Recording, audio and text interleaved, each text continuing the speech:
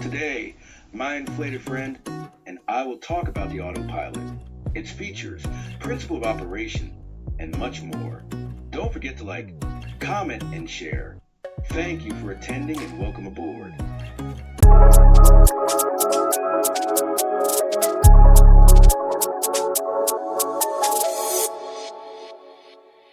The year was 1912 when Sperry invented the first gyroscope capable of automatically stabilizing an aircraft. In the cockpit, Captain Reinhardt adjusted his wristwatch while watching the unstable horizon. His plane rocked with the wind, and any distraction could be fatal. Then, the engineer beside him activated the new automatic gyroscopic control system. For the first time, the plane maintained its attitude without continuous human intervention. This rudimentary prototype operated by connecting the gyroscope to the flight control actuators, correcting deviations in real time. The revolution began there, quietly but transformatively. Upon landing, Reinhardt did not realize he had witnessed the birth of autopilot. Decades later, that principle would evolve into complex navigation and control systems capable of crossing oceans without direct human input. The sky had now learned to fly on its own.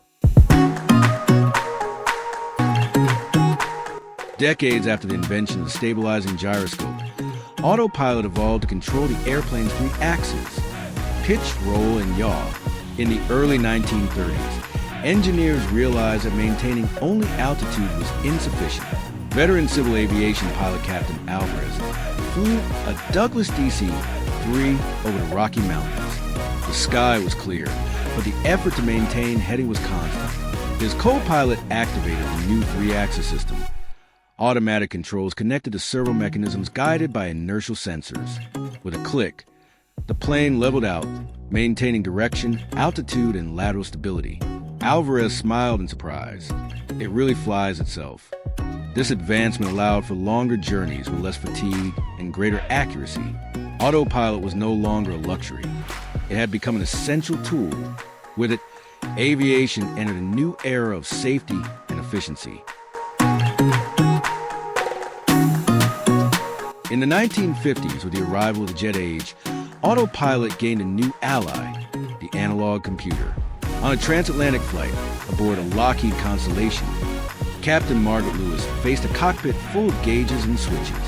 Beside her, the navigation operator activated the Automatic Flight Control System, AFCS, capable of interpreting radio signals, adjusting the course, and maintaining altitude with surprising precision. Sensors gathered data from the gyroscope, barometric altimeter, and radio navigator, and the computer calculated the necessary corrections. "We're flying with an electronic brain," the flight engineer remarked. For the first time, autopilot didn't just maintain, it began to decide. It was a silent revolution, where calculations once made by humans were processed in milliseconds. The skies were becoming increasingly machine-driven, and pilots, their attentive overseers. The 1960s saw the birth of inertial navigation systems, essential to autopilot function on intercontinental routes. French Captain Pierre Montel flew from Paris to Dakar in a Caravelle. Beneath his feet, the INS Inertial Navigation System calculated position, speed, and direction without relying on external signals. Gyroscopes and accelerometers monitored every movement, updating the system hundreds of times per second. "It's as if the plane knows where it is, even in total darkness," Montel explained. Autopilot read this information directly from the INS, adjusting course and altitude with unprecedented precision. It became possible to fly over oceans, deserts, and poles without ground radio support. This was a new level of autonomy for both civil and military aviation. The airplane now not only stayed in flight, it knew where it was going, and how to get there precisely. The flight director emerged as a bridge between human and automatic systems. In a Boeing 727, Captain Helena Ortega observed the amber bars on the artificial horizon. These indications didn't control the plane directly, but instructed pilots on what to do. When aligned, the flight was ideal. When they diverged, action was needed. This system translated autopilot commands into visual form. Gradually, Pilots began trusting flight director indications for smoother and safer flights. Over time, computers started following these indications directly, and the flight director became part of the autopilot itself. After landing in fog, Ortega commented, "It felt like someone was guiding me with a steady hand." Indeed, that someone was an increasingly present, reliable, and decisive electronic intelligence in the cockpit. Beyond controlling attitude and navigation, Autopilot gained a new power, regulating aircraft speed. The auto throttle system automatically adjusts engine thrust. In a Boeing 747, Japanese Captain Yamada activated Autopilot after takeoff. With the selected speed on the MCP mode control panel, the auto throttle increased or decreased thrust as needed, saving fuel and avoiding overspeed or stall. Integration between Autopilot and auto throttle allowed the aircraft to maintain not only heading and altitude, but also optimal energy during all phases of flight. "It's like having a full-time power engineer," Yamada said. Combined with a flight management system, FMS, the system began optimizing trajectories and speeds automatically. Autopilot thus became a full flight manager, making decisions based on data and predefined parameters. As systems evolved, so did the need for a clear interface between humans and machines. In the Airbus A310, Captain Oliveira faced strong crosswinds. He trusted the autopilot, but kept his hand near the side stick.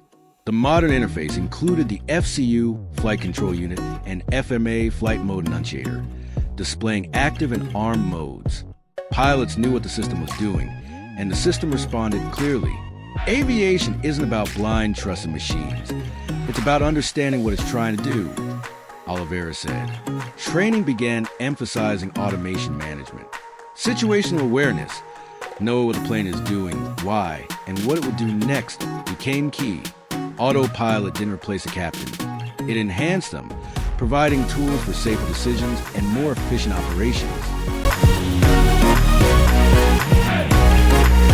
With system integration came the concept of managed flight. The FMS flight management system became the brain behind Autopilot. In a Boeing 777 cockpit, Russian Captain Anton Baranov entered the flight plan into the CDU control display unit. The autopilot then followed each leg of the route, respecting altitude, speeds, and airspace restrictions. The system predicted fuel consumption, adjusted climb and descent profiles, and responded to air traffic vectors. It was like handing the helm to a tireless navigator. The cockpit became quieter, but not less alert. "It's like playing chess with the sky," Baranov said. Automation didn't eliminate human reasoning. It moved it to a more strategic level. The pilot no longer flew every curve, but decided what the plane should do, and the aircraft obeyed with surgical precision.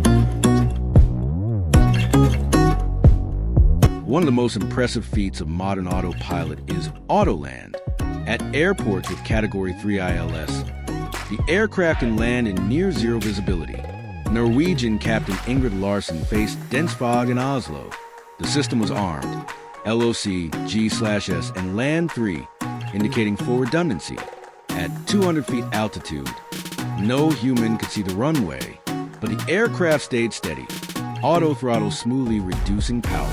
The gear touched down, auto brake activated, and the automatic rollout maintained direction. Only after full deceleration did Larsen see the runway lights. "I trusted the system more than my eyes," she said.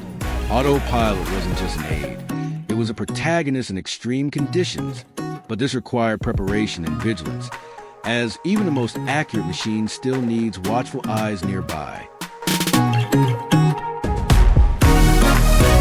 Despite its sophistication, Autopilot can surprise.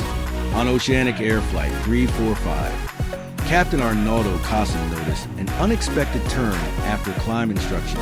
An undesired mode had activated in the FMS. The plane was flying correctly, but by an old, undelete plan. This incident, with no consequences, revealed automation fragility. The wrong mode can look right, called a mode trap. It's when the plane enters an unanticipated but technically correct behavior. The problem isn't the system failing. It's doing exactly what was told. Even if that's not what we meant, Costa explained. Modern training emphasizes constant monitoring, proper FMA reading, and validation of inserted commands.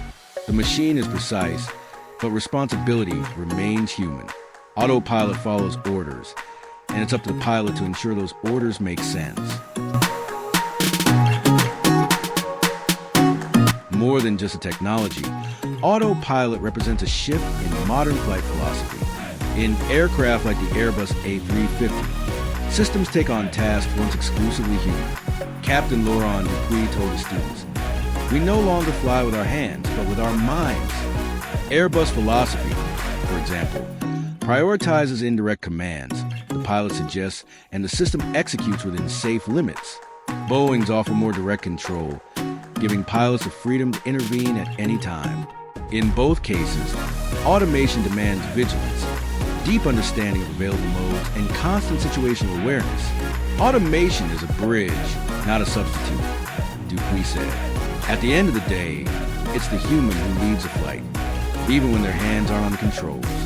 Autopilot is an ally, but it only responds well to those who know how to command it. In the silent hangar of an aircraft manufacturer, engineers test algorithms based on artificial intelligence. The future of autopilot points toward adaptive decisions, pattern learning, and integration with global weather systems. The virtual captain may be able to dodge storms, optimize routes, and even interact with air traffic control without human input. In a prototype, an aircraft taxi took off and landed entirely on its own, monitored by ground technicians. "It's not fiction," said the systems engineer. "It's just the next step." But even in this advanced scenario, the pilot remains, whether in the cockpit, the ground, or supervising dozens of aircraft remotely. The human factor remains essential. Autopilot is more active, more intelligent, but never fully autonomous. After all, flying has always been more than navigating the air. It's about making responsible decisions, and that, for now, is still human.